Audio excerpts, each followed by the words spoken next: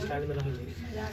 तो अब जो है आप लोगों को हम सिंपल को बुलाते हैं और आप लोगों को अगर कोई भी क्वेश्चन जो आप लोगों को लग रहा है कि दीदी के लिए क्या इम्पोर्टेंट था और कैसे दीदी पढ़ाई वढ़ाई कर रहे थे, तो ऐसा नंबर लाए हैं और टॉप किए हैं अपने कोचिंग में, तो आप लोग बारी बारी से चाहेंगे तो दीदी से जो भी क्वेश्चन है वह पूछिए और मन में जो भी दिक्कत है परीक्षा से लेकर के वह समझ सकते हैं।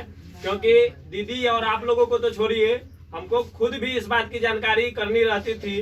बार बार सोचते थे कि परीक्षा में टॉपर क्या लिखता होगा और कैसे लिखता होगा, कि हम लोग इतना तैयारी कर रहे हैं और फिर भी हमारे कोचिंग से टॉपर नहीं आ पा रहे थे।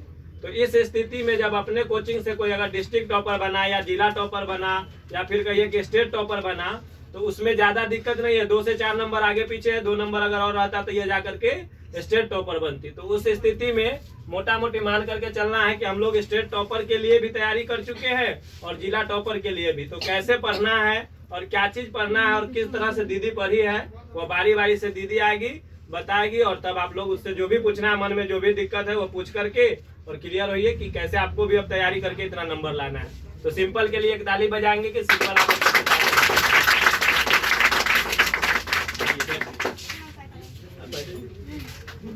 चलिए कोई पूछना चाहते हैं तो पूछिए। सबसे पहले तो दीदी आपको बहुत बहुत बधाई। धन्यवाद। दीदी आप बताएं कि आप कैसे और कितना देर पढ़ाई करते थे।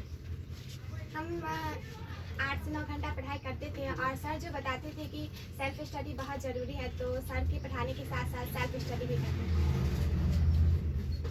बहुत अच्छा, बेहतरीन। सेल्फ स्टडी जो है, सेल्फ स्टडी बिल्कुल जरूरी है। कितनों हम पढ़ा देंगे, जितना घंटा आप हमारे यहाँ पढ़ लीजिए, बहुत बड़ी बात नहीं है जब तक कि आप घर पर जा करके नहीं पढ़ते हैं। तो ये बहुत अच्छी बात है कि सेल्फ स्टडी मेन है। अगर आपको हम 3 घंटा पढ़ाते हैं तो उसके लिए कम से कम 4 से 5 घंटा आपको घर पर मेहनत करना पड़ेगा। और मुझे निश्चित रूप से इस बात का एहसास है कि इतना ही सिंपल भी की ही होगी कि मेहनत इतना होता था तब जाकर के आपका परिणाम आया है। और कोई दूसरा है तो वह पूछिए।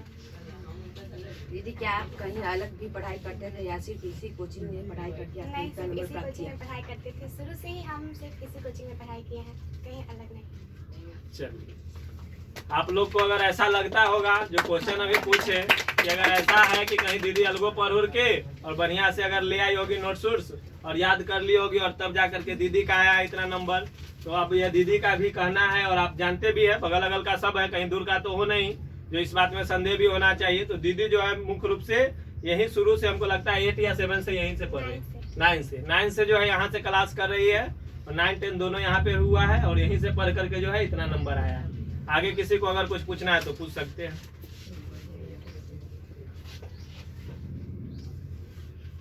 दीदी आप मैथ और साइंस के लिए आप कैसे पढ़ाई किए?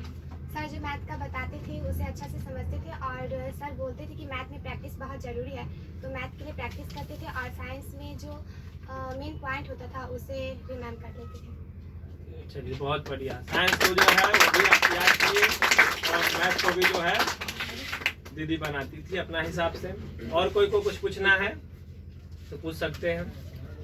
दीदी हमारा आखिरी क्वेश्चन है कि आपकी जिला टॉपर बनने के सर और कोचिंग का कितना योगदान रहा और हम लोग के कैसे तैयार करना चाहिए? आज मैं जिस मुकाम पे हूँ उस मुकाम में सर का बहुत बड़ा हाथ है और इस कोचिंग का भी 99% या कहिए कि 100% हाथ सर का ही है।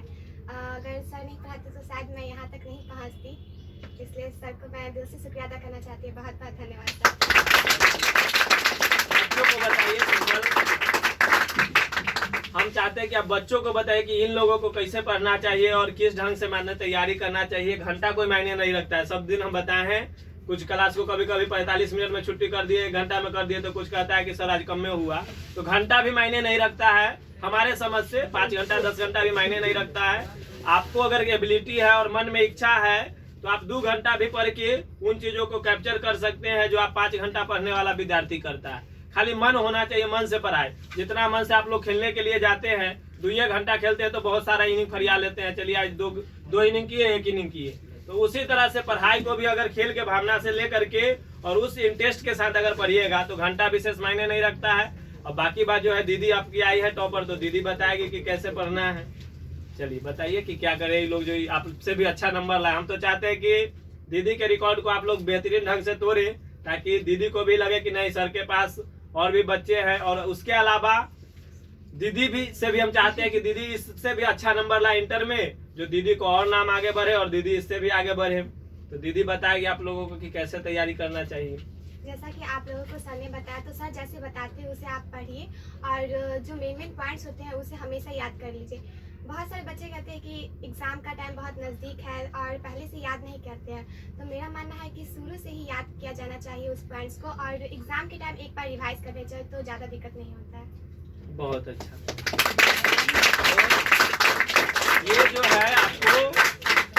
ये जो है आपको बताया गया कि हमारा भी यही मानना है, हम भी यही बात बोलते लास्ट में कि जब लोग शुरू करता है तो ज्यादातर बच्चा जो है जनवरी के बाद शुरू कर देता है कि नया साल बस एक बार 1 जनवरी मना लेंगे और उसके बाद 2 जनवरी से तो इतना पढ़ेंगे कि फरवरी बच्चल है, जनवरी बच्चल है, एकदम गर्दा उड़ा देंगे गैस के पर और जो भी किताब उताब है सब को। लेकिन बउआ इतना आसान नहीं है, बस वह पास करने लायक है।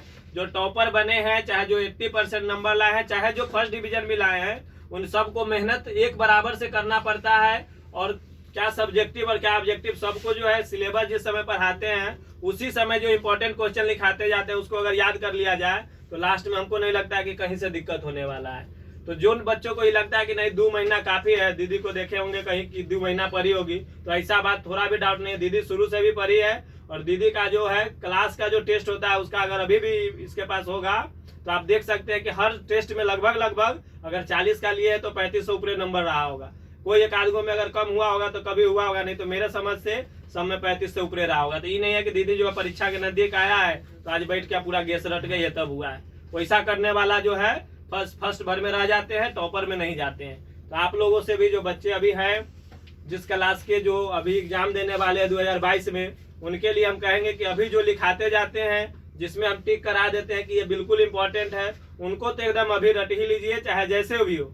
रट लेना इसलिए कि बहुत बच्चा जो है नहीं ध्यान समझ पाता है, तो उसको कोशिश करना चाहिए कि चलिए रट ही लेते हैं, इसको कैसे याद कर लेंगे। जैसे फिल्म के कहानी याद करते हो इसी एक याद कर लेंगे, तो सिंपल सी बात है। और उसके अलावा मैथ का जो है, मैथ का जैसे दीदी बताए कि प्रैक्टिस तो है ही है, लेकिन आपको अभी भी पता होना चाहिए और दीदी भी आपकी कि परीक्षा में फार्मूला भी बहुत जरूरी होता है।